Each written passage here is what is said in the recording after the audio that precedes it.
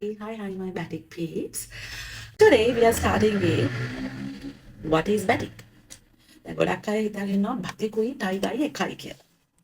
නෑ. බතිකුයි ටයි ඩයි කියන්නේ chicken හොදේ ball හැඩයි වගේ තාක්ෂණික ක්‍රම දෙකක්. එතකොට ටයි ඩයි ශිබෝලි කියන්නේ ළඟින් යන දෙකක්. නමුත් ටයි ඩයි සහ බතික් කියන්නේ drastically different technique දෙකක්. Okay? ඒ දෙකේ යම් සමානකමකුත් තියෙනවා. නමුත් ඒ දෙක දෙකක්. එකක් නෙමෙයි. හැබැයි අපි ගොඩක් වෙලාවට බතික් කරන අය ටයි ඩයි කරනවා. ටයි ඩයි කරන අය බතික් කරනවා. දැන් එකට එක යන දෙකක්. මගේ YouTube channel එකේ තියෙනවා මූලික බතික් පාඩම් පාඨමාලාව.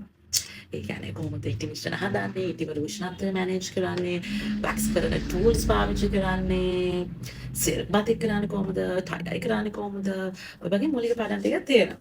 හැබැයි ඒ වීඩියෝස් කන්ටෙන්ට් එක එකම තමයි. නමුත් ඒවා දැන් පරණයි. මම හිතුවා ආයෙ පොඩ්ඩක් අලුතෙන් වීඩියෝස් ටිකක් දාන්න. මොකද ගොඩාක් දැන් ඉන්න අය අර මුළු පාඩමක් එක දිගට අහන්න කැමති නැහැ. ඒගොල්ලෝ කැමති චුට්ටු පාඩම කොටස් වශයෙන් යනවා. හින්දා මම හිතුවා ඒගොල්ලන්ට ගැලපෙන විදිහට පාඩම කොටස් වශයෙන් චුට්ටු කරන්න. හැබැයි කාට හරි ෆුල් පාඩම ඕන නම් මගේ YouTube channel එකේ මුලම හරියේ ඒ ටික තියෙනවා. Okay.